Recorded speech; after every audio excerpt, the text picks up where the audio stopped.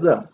Então, hoje nós teremos uma aula onde nós vamos revisar aí nos nossos conceitos já vistos na última aula sobre temperatura, sobre calor e os demais.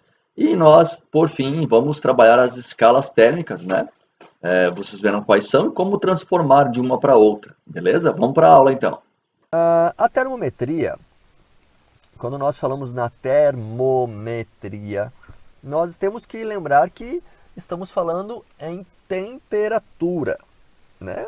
Uma métrica de temperatura. Professor, mas o que é temperatura? Bom, se nós lembrarmos lá do nosso sexto ano, nós teremos então condição de definir aqui esses termos-chave: temperatura, calor e sensação térmica. Esses três termos. Olha só, temperatura é a agitação molecular presente na matéria. Tá? Essa temperatura que é a agitação molecular, ou seja, o movimento que as moléculas fazem, ou seja, a energia cinética, é também responsável por transmitir energia de uma matéria para outra. Então, a energia passa de uma matéria para outra, de uma matéria mais agitada para uma matéria menos agitada, de maior quantidade de energia cinética para uma de menor quantidade de energia cinética. Então, essa diferença de temperatura faz com que essa energia passe de uma para outra. Ou seja, o calor, a passagem de energia de um corpo de maior temperatura para um corpo de menor temperatura. Tá aí o calor. E a sensação térmica, perdão, é aquilo que nós sentimos relacionado à temperatura. Não é a temperatura propriamente dita, mas é a sensação que nós temos.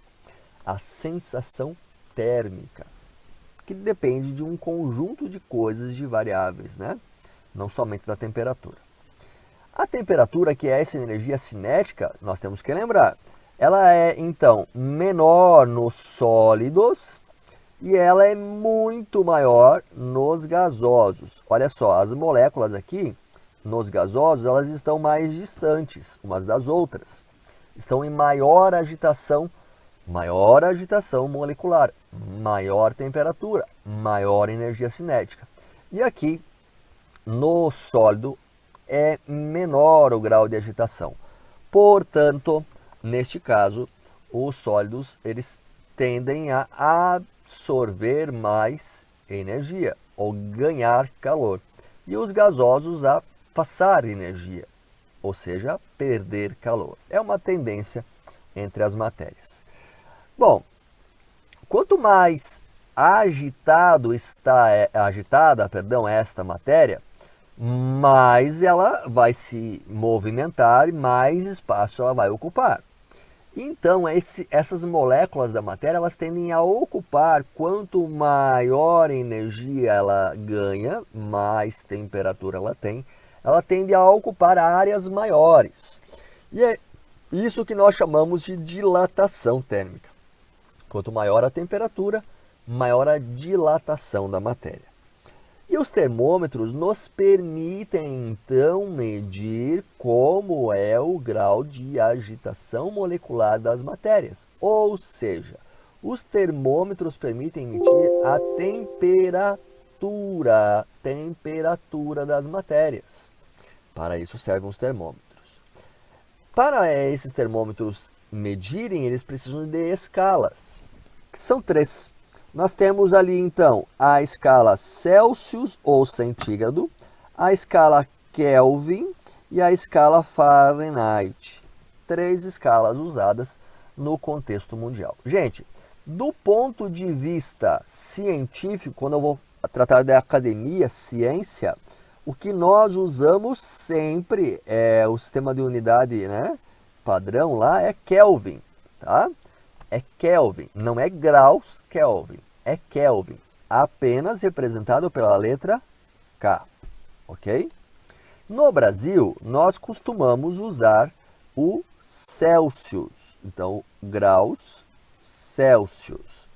E nos países de influência inglesa, nós temos então os graus Fahrenheit, tá aí. Então são essas 3 escalas que nós temos aí para temperatura. Lembrando, vai produzir um artigo científico, Kelvin. Vamos falar de previsão do tempo no Brasil, graus centígrados. Vai viajar para Londres, se prepara. Nós temos que trabalhar com Fahrenheit. Tá aí. Fechou? Vai para Disney, Estados Unidos, lá eles trabalham com Fahrenheit também. Bom, então tá aqui, ó, as escalas termométricas. A escala de Fahrenheit, a historinha do Fahrenheit, né? Fahrenheit em inglês, claro, lógico, tá para ver aí que o rapaz é a cara do inglês, né? E ele fez o quê? Lá na cidadezinha dele, ele pegou, colocou dentro de um tubo de vidro fechado, colocou mercúrio lá dentro, beleza? E ele colocou este frasco de vidro com mercúrio dentro, dentro de um frasco com água, sal de amônia e gelo, ok? Então, ele esperou o mercúrio que está dentro do vidro estabilizar. A hora que o mercúrio estabilizou, ele marcou um ponto. Não foi com essas canetinhas de retroprojetor, porque ele não tinha, né? Mas tudo bem, ele marcou um ponto no vidro. Logo depois, ele pegou este mesmo equipamento, que na verdade não era chamado de termômetro ainda, esse bastão com mercúrio dentro, colocou no corpo humano. E ele esperou novamente o mercúrio estabilizar. Então, ele marcou. Ele disse que para o sal de amônia, água e gelo, ele teria então o 0 graus. E para o corpo humano, ele determinou 100 graus.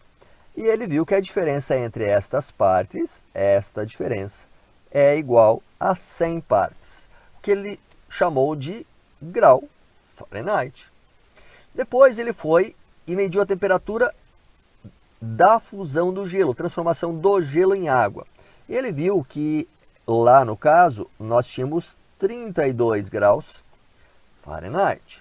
E depois ele mediu também a temperatura da ebulição da água, ou seja, passagem do estado líquido para o gasoso. Ele viu que tinha 212 graus Fahrenheit. No caso aqui, uma diferença entre fusão do gelo e ebulição da água em 180 graus Fahrenheit. Tá aí, foi assim que foi criado a escala Fahrenheit. Muito bem. Agora, o Celsius, já dá para ver que o cara é latino, né? Só pela cara do rapaz aqui dá para ver que ele é latino. O que ele fez? Ele falou, bom, não, eu vou considerar, e foi o que o Celsius fez, eu vou considerar como 0 a temperatura de fusão da água. Então ele foi lá e mediu a temperatura de fusão da água e falou que aquele 0 ele chamou de 0 Celsius, ou centígrado, temperatura de fusão da água. E depois ele foi lá e mediu a ebulição da água e ele falou que aquilo seria o 100 dele. E ele dividiu isso em graus, 100 partes iguais, 100 partes iguais, 100 graus Celsius, 100 partezinhas, cada grau, de 0 a 100. Foi assim que ele determinou, simplesmente assim, tá? Agora, o nosso amigo Kelvin, tá aqui o William Thompson, Lord Kelvin era o termo usado para ele na academia, tá? Também, né? Lord já sabe de onde é. Ele pensou assim, não, eu vou criar uma coisa padrão que vai ficar para sempre isso. Ele fez o quê?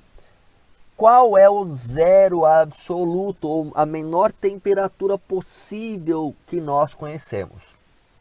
Bom, ele descobriu que a temperatura menor que nós podemos ter era de 273 graus Celsius, tá? menos 273 graus Celsius. Então ele disse assim, ó, esse ponto do zero absoluto, do ponto mais frio possível que ele tinha, ele chamou então de ponto zero na escala Kelvin. Lembra, gente? Lembra, aqui não é graus, tá? É só K, Kelvin, tá? Kelvin. Então, esse 273 negativo graus Celsius, ele chamou então de zero Kelvin. Zero Kelvin. Ficou horrível isso. Vamos apagar. Vamos fazer de novo. Zero Kelvin. Zero Kelvin. Tá aí. Então, o menos 273 graus Celsius, que é a menor temperatura possível, segundo o que ele tinha visto, foi o zero Kelvin. Daí o que ele fez? Ele mediu o ponto de fusão da água. Ele viu que lá, naquela situação, ele tinha 273 kelvins. Ora, se a menor temperatura é menos 273, no ponto de fusão, 273 positivos. Olha só que interessante. E ele viu que no ponto de ebulição da água, ele tinha 373 kelvins. Ou seja, olha aqui a coincidência. Um espaço aqui, ó, de 100 partes. 100 partes. Tá vendo? 100 partes. Então, 100 kelvins do ponto de fusão ao ponto de ebulição da água. Então, tá aí. Nós vimos o Fahrenheit, o Celsius e aqui o Kelvin. Bom, então, para transformar as temperaturas, nós observamos o seguinte, que o ponto de ebulição da água, aqui, ó, é aqui mesmo que eu quero. Ebulição, vou colocar com um E aqui. E o ponto de fusão, eles têm essas representações gráficas para Kelvin, graus Celsius e graus Fahrenheit. Kelvin, 273 Kelvin para a ebulição. Graus centígrados, 100 graus centígrados para a ebulição. Fahrenheit, 212 graus Fahrenheit para a ebulição. Fusão, 273 Kelvin. E fusão também para graus Celsius, 0 graus Celsius. Fusão para graus Fahrenheit, 32. Comparativamente, como nós temos essa capacidade de comparar, então, se eu tenho 0 graus Celsius, eu teria 32 Fahrenheit ou 273 Kelvin. Se eu tenho 100 graus Celsius, eu teria 212 Fahrenheit ou 373 Kelvin. Isso é importante, galera. Por quê? Porque nós vamos usar aqui para a conversão, né, de uma para outra. De Celsius para Fahrenheit, olha só. Eu tenho 100 graus Celsius para 212 Fahrenheit. Está aqui, ó. Tá? Tudo bem? Eu tenho aqui 0 graus Celsius para 32 Fahrenheit. Está ali, ó. 0 graus Celsius para 32 Fahrenheit. Comparativamente é isso. Então, se eu pego uma temperatura qualquer aqui no meio, por exemplo, se eu pego esta centígrado ou esta Fahrenheit, eu posso descobrir qual é essa temperatura. Como é que eu posso fazer isso do ponto de vista matemático? Bom, gente, eu não vou fazer dedução matemática com vocês, mas para vocês saberem, aquilo que nós usamos para transformar graus Celsius em graus Fahrenheit ou graus Fahrenheit em graus Celsius é isto aqui, ó, tá? É isto aqui, ó. Tá? É uma simplificação, certo? Olha só, se de θ centígrados para 0 tem a mesma diferença de θ Fahrenheit para 32, θ centígrados para 0, θ Fahrenheit para 32, a diferença, e isso tudo está dentro de uma escala de 100 partes, E isso tudo está dentro de uma escala de 180 partes. Simplificando, eu tenho esta equaçãozinha aqui. Então, o que eu devo fazer? Se eu tenho graus centígrados e quero saber qual é a temperatura em Fahrenheit, eu coloco então a temperatura em graus Celsius aqui. Então, resolvo isto aqui matematicamente. Esta equação que está dentro dessa figura geométrica verde, ok? Agora, se eu tenho o contrário, se eu tenho graus Fahrenheit, eu coloco a temperatura aqui, tá? E aí resolvo matematicamente isso aqui. Nós vamos fazer aí exercícios para frente para podermos aprender a usar estas equações aqui, tá? Então, o que nos interessa é isso que está aqui, tá? Isto aqui, ó, tá? Isso aqui que está aqui para nós, bem bonitinho, para que vocês tenham aí como ferramenta. Bom, se eu quero transformar de Celsius para Kelvin, já é mais simples. Porque olha só, considerando que 0 Kelvin é igual a 273 graus Celsius negativos, então, toda vez que eu quiser descobrir a temperatura em Kelvin, eu pego graus Celsius e somo 273. Agora, se eu quiser transformar de Fahrenheit para Kelvin, eu vou utilizar esta equaçãozinha aqui. Então eu tenho aqui, ó, Kelvin menos 273, que é a mesma coisa que graus Celsius dividido por 5. Graus Fahrenheit menos 32 dividido por 9. Então, se eu tenho Kelvin, eu coloco aqui, tiro 273, divido por 5 e aí resolvo matematicamente até chegar em graus Fahrenheit.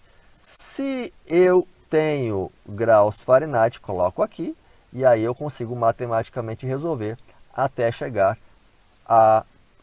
o valor em Kelvin.